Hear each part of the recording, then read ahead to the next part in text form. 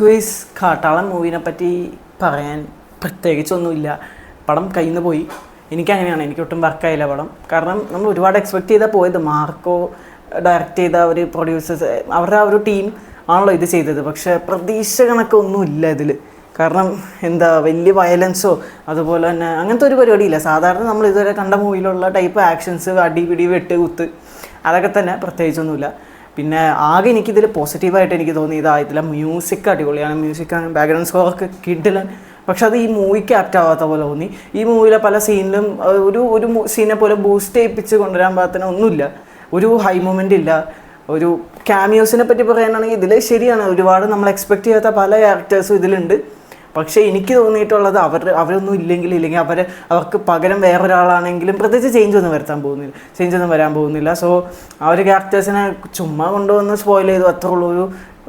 ഒരു ക്യാരക്ടറിനോടും കാണുന്ന വ്യൂവേഴ്സിന് ഒരു ഇമോഷണൽ കണക്ഷൻ വന്നിട്ടില്ല. അതിന് വരാൻ ടൈം കൊടുത്തിട്ടില്ല. എല്ലാം വേഗം കാണിച്ചു പോവുകയാണ്. ആകെ 2 മണിക്കൂർ എന്തോ ഒരു പടമുള്ളൂ. അപ്പോൾ മൊത്തത്തിൽ ഒരു സാധാരണ ഒരു ആവറേജ് മൂവി, ഭയങ്കര ആവറേജ് മൂവി, പ്രത്യേകിച്ച് ഒന്നുമില്ല. പിന്നെ ഇതിൽ പോസ്റ്റ് ക്രെഡിറ്റ് സീനും എൻഡ് ക്രെഡിറ്റ് സീനും ഉണ്ട്. പിന്നെ അതുപോലെ തന്നെ മാർക്കോ യൂണിവേഴ്സിലേക്കാണോ എന്നൊക്കെ ചോദിച്ചാൽ അത് നിങ്ങൾ പോയി കണ്ടു നോക്ക്.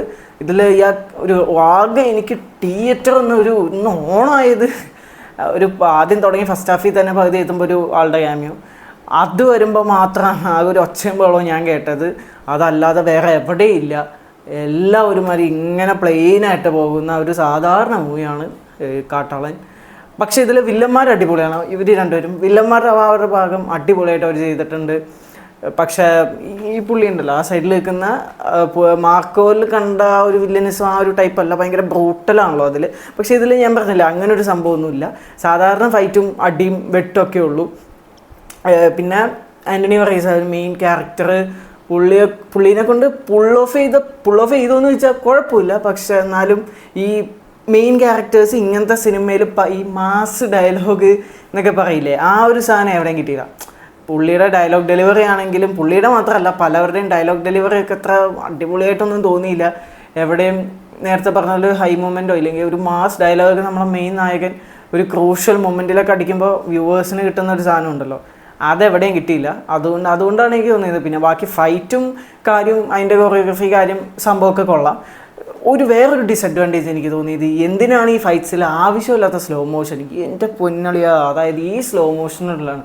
ഒന്നാമത് കുറേ ഫൈറ്റ് ഉണ്ട് ഇതിൽ.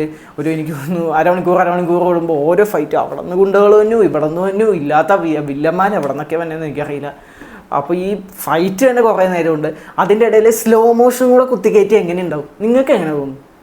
ഈ ഒരു ഇടി കഴിയുമ്പോൾ അതിന് സ്ലോ മോഷൻ, അത് കഴിഞ്ഞ് രണ്ടാമത്തെ ആൾ വരുമ്പോൾ അയാളെ അടിച്ചുകൊണ്ടിരിക്കുന്നതിൻ്റെ ഇടയിൽ വീണ്ടും സ്ലോ മോഷൻ. ഇങ്ങനെ സ്ലോ മോഷൻ കയറ്റേണ്ട കാര്യമൊന്നും തോന്നിയില്ല ഇതിൽ. പിന്നെ സെക്കൻഡ് ഹാഫ് ഒക്കെ ആകുമ്പോൾ ഒരു ബോട്ടിൽ ഒരു ഫൈറ്റ് നടക്കുന്ന ഒരു സീക്വൻസ് ഉണ്ട്, അത് കൊള്ളാതെ എനിക്ക് ശരിക്കും വർക്കായി നന്നായിട്ടുണ്ട്. പിന്നെ BGM ഞാൻ പറഞ്ഞില്ലേ, BGM ഒക്കെ കിടിലം BGM. പിന്നെ ഇതിൽ ഹനാൻഷയൊക്കെ ഒരു ക്യാരക്ടർ ചെയ്തിട്ടുണ്ട്. എന്തിന് ഒരു ഊമയാണോ എന്ന് തോന്നിപ്പോയി. കാരണം പുള്ളിക്ക് ഒരു ഡയലോഗ് പോലും ഇല്ല. ഐ മീൻ ഒരു സിംഗിൾ ഡയലോഗ്, ഒരു okay, yes sir, no sir, അങ്ങനെയെങ്കിലും കൂടെ ഒക്കെ ആയിരുന്നു. അതിൽ ഒരു സാധനം പോലും പുള്ളി കംപ്ലീറ്റ് വായ അനക്കണം കൂടിയില്ല അങ്ങനെ. പിന്നെ ഇതിൽ ഹിപ്സ്റ്ററിൻ്റെ ക്യാരക്ടറാണെങ്കിലും അത്ര ഭയങ്കര ആവേശത്തിലൊക്കെ പുള്ളി അത്ര മെയിൻ, ഇതിൽ ചുമ്മാ ഭയങ്കര സൈഡാക്കി കളഞ്ഞു. ഇതിൽ ഞാൻ പറഞ്ഞില്ലേ, പുള്ളിക്ക് വേറൊരാളെ കൊണ്ടുവന്നാൽ മതി. അതും പിന്നെ അതുപോലെ തന്നെ വേറൊരു ആളും ഉണ്ട്, ഞാൻ സ്പോയിൽ ചെയ്യാൻ ഉദ്ദേശിക്കുന്നില്ല. പുള്ളിയുടെ ക്യാരക്ടറാണെങ്കിലും വേറെ ഒരാൾ ചെയ്താലും പുള്ളി ചെയ്താലും വലിയ വ്യത്യാസം വരാൻ പോകുന്നില്ല. അതാണ് ഞാൻ പറയുന്നത്. ഇതിൽ പല ക്യാരക്ടേഴ്സിൻ്റെ കാര്യം അങ്ങനെ തന്നെയാണ്. പിന്നെ ഇതിൻ്റെ പോസ്റ്റ് ക്രെഡിറ്റ് സീനും എൻഡ് ക്രെഡിറ്റ് സീനും, അങ്ങനെ ക്രെഡിറ്റ് സീനിലുള്ള ഇതിൽ അവർ നിൽക്കാൻ പറഞ്ഞിട്ട് കണ്ട് ഒരാളുടെ ക്യാമിയോ ഉണ്ട്. ശരിയാണ്, അത് കൊള്ളാമെന്ന് ചോദിച്ചാൽ കൊള്ളാം, എടുത്തു വെച്ചാൽ. പക്ഷെ അത് ഇതുപോലെ തന്നെ ഒരു ബൂസ്റ്റ് കിട്ടുന്നില്ല മൂവിക്ക്. ചുമ്മാ ആ കാര്യം കാണാൻ വേണ്ടി പോകാമെന്ന് പോലും പറയാൻ പറ്റാത്ത അവസ്ഥ. എനിക്കത് അത്ര വലിയ അടിപൊളിയായിട്ട് തോന്നിയില്ല. നമ്മൾ പണ്ട് കണ്ട ഇതുപോലെ തന്നെ മൂവീസിൽ ഇതുപോലെ എന്തെങ്കിലും അവസാനം ഇടുമല്ലോ, അത് നമ്മൾ പ്രതീക്ഷിക്കാത്ത ഇത് ഇവിടെ നിന്നല്ല, മലയാളത്തിൽ നിന്നല്ല, വേറൊരു ഇതിൽ നിന്ന് ഒരാളെ കൊണ്ടുവന്ന് ചെയ്യിപ്പിച്ച ഒരു സാധനമാണ് അത്. പിന്നെ അവസാനം ക്രെഡിറ്റ്സ് റോൾ ചെയ്ത് കഴിഞ്ഞിട്ട് ഒരു സാധനം ഉണ്ടെന്ന് പറഞ്ഞു. അത് ഞാനും ഇതുപോലെ എന്തോ സീനാണെന്നല്ലേ നമ്മൾ. പക്ഷേ ഇത് ഞാൻ ഇപ്പോഴേ പറയാം ഗൈസ്, അങ്ങനെയൊന്നുമല്ല. ഇത് ചുമ്മാ എന്താ പറയുക, പുതിയൊരു സാധനത്തിൻ്റെ അനൗൺസ്മെൻ്റ് ആണ്, വേറെ ഒന്നുമല്ല കേട്ടോ, സീനും കാര്യങ്ങളൊന്നുമല്ല, ചുമ്മാ ഒരു അനൗൺസ്മെൻറ്റിന് വേണ്ടിയാണ് ആ ഒരു ഭാഗം അവിടെ ഇരിക്കാൻ പറഞ്ഞത്, അല്ലാതെ ഒരു പുതുതായിട്ടൊന്നുമില്ല.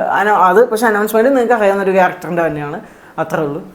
സോ ഇതാണ് മൊത്തത്തിലൊരു മൂവി, ഒരു ആവറേജ് മൂവിയാണ്, അല്ലാതെ പ്രത്യേകിച്ച് അടിപൊളിയെന്ന് എനിക്ക് വർക്കായില്ല, നിങ്ങൾക്ക് വർക്കാവുമെന്ന് അറിയില്ല. സോ കണ്ടവരുണ്ടെങ്കിൽ നിങ്ങളുടെ ജെന്യൂനായിട്ടുള്ള റിപ്ലൈ താഴെ കമൻറ്റ് ചെയ്യുക. സോ കാണാത്തവരാണെങ്കിൽ പോയി കണ്ട് നിങ്ങളുടെ അഭിപ്രായം പറയുക. സോ നെക്സ്റ്റ് വീഡിയോ ആയിട്ട് പിന്നെ ബൈ.